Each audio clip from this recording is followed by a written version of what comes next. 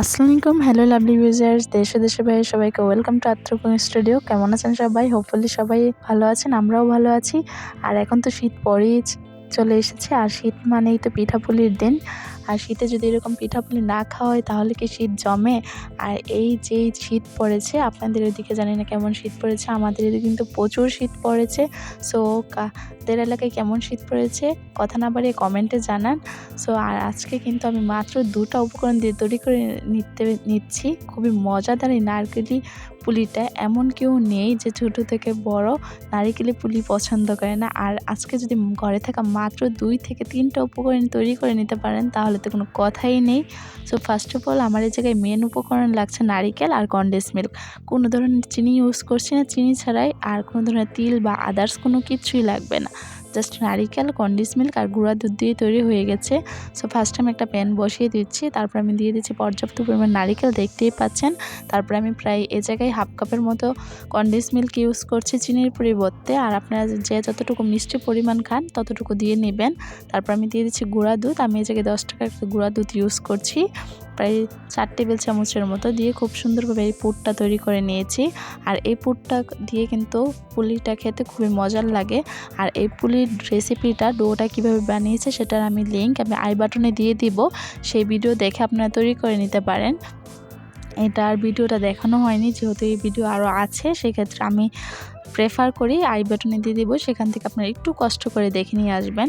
So দেখতেই পাচ্ছেন আমি পুলিটা রুটির মতো করে নিচ্ছি। রুটির থেকে একটু মোটা হবে, কারণ এটা আবার সুন্দর করে শেপ হবে। সো আমি একটা স্টিলের গ্লাস দিয়ে কেটে নিচ্ছি। আপনারা চাইলে কুকি কাটার বা যে কোনো ধরনের বোতলের বয়মের মুখ দিয়েও করে নিতে পারেন। সো এটা বলার কিছু নেই, এটা আপনাদের বুঝার বিষয় বা যে যেরকম শেপ দিতে চাই। আর এই অন্য রকমের তো পুলি পিঠা খেয়েছেন, এবার না হয় কনডেন্স মিল্কের পুলি পিঠাটা ট্রাই করে দেখবেন। আর এটা কিন্তু খেতেও খুবই দুর্দান্ত হয়ে থাকে। আর আমার ভিডিওগুলো যদি আপনাদের কাছে ভালো লাগে অবশ্যই লাইক, কমেন্ট, শেয়ার এবং সাবস্ক্রাইব করে পাশে থাকা বেল বাটনটা ক্লিক করে যাবেন। যারা ফেসবুক পেজ থেকে দেখছেন অবশ্যই ফেসবুক পেজটাকে লাইক দিয়ে ফলো দিয়ে একটা শেয়ার দিয়ে যাবেন। ফ্রেন্ডস, ফ্যামিলি, রিলেটিভ সবার সাথে শেয়ার করবেন। আর আমার রেসিপি যদি ট্রাই করে আপনারা বানান, ইনশাল্লাহ আশা করছি আপনারা নিরাশ হবেন না, ইনশাল্লাহ ফিদা হয়ে যাবেন। সো আমি পুর দিয়ে খুব ভালোভাবে করে নিচ্ছি। আর আমার একটা রুটি থেকে কিন্তু প্রায় 4টা পুলি পিঠা হয়েছে। আর এই পুলি পিঠাগুলো কিন্তু একটু ছোটোই হয়ে থাকবে। তো দেখতেই পাচ্ছেন, আপনারা চাইলে বড়ও করতে পারেন। আর হাতের সাহায্যে কিন্তু আমি যে শেপগুলো দিয়ে দিচ্ছি। সো একটু খুব ভালোভাবে স্টেপ করে নিয়ে তারপরে আমি এই জায়গায় দেখতেই পাচ্ছেন আলতো হাতে করে নিচ্ছি। সো এটা বলার কিছু না, এটা জাস্ট দেখার বিষয়। আর আপনারা কী কী রেসিপি চান কমেন্টে জানাবেন, ইনশাল্লাহ আমি দেওয়ার ট্রাই করব। ভিডিও বা ভয়েসে যদি কোনো ধরনের ভুল ত্রুটি পান তাহলে ক্ষমার দৃষ্টিতে দেখবেন। সো আমার পরপর কিন্তু বানানো হয়ে এসেছে, আমি এখন ভাজতে শুরু করছি।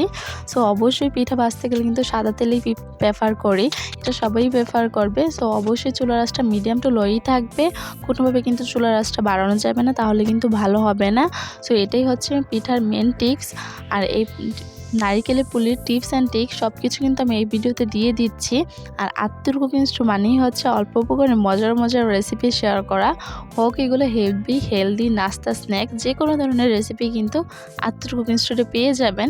সো খুবই সামান্য উপকরণে খুবই ঘরোয়া উপায়ে কীভাবে মজাদার এই রেসিপিগুলো পেতে হলে কিন্তু যারা এখনও সাবস্ক্রাইব করছেন না, প্লিজ সাবস্ক্রাইব করে পাশে থাকা বেল বাটনটা ক্লিক করে যাবেন, যাতে করে আমার কোনো ভিডিও আসার সাথে সাথে আপনারা পেয়ে যান।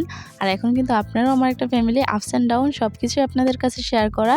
সো আপনাদের জন্যই কিন্তু আমি প্রায় উইকলি 3টা ভিডিও না দিতে পারলেও অন্তত 2টা হলেও দেওয়ার ট্রাই করি। সো আপনারা আরেকটু সাপোর্ট দিলে আমি আপনাদের এই সাপোর্টে ইনশাল্লাহ প্রতি সপ্তাহে অন্তত 3টা হলেও দেওয়ার ট্রাই করব ভিডিও। তার জন্য আপনাদের কিন্তু বেশি বেশি সাবস্ক্রাইব করতে হবে আর কমেন্ট করতে হবে। সো আপনাদের আমাকে একটু সাপোর্ট দিতে হবে। আর আস্তে আস্তে দেখতেই পাচ্ছেন আমার কিন্তু ভাজা হয়ে আসছে।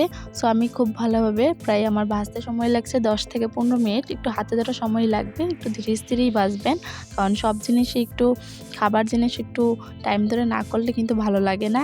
আর আমার প্রায় সবগুলো তৈরি হয়ে গেছে, দেখতেই পাচ্ছেন কত ইয়ামি হয়েছে। তাহলে আজকে এখানেই বিদায় নিচ্ছি, সবাই আমার ফ্যামিলির জন্য দোয়া করবেন। আসসালামু আলাইকুম, আল্লাহ হাফেজ।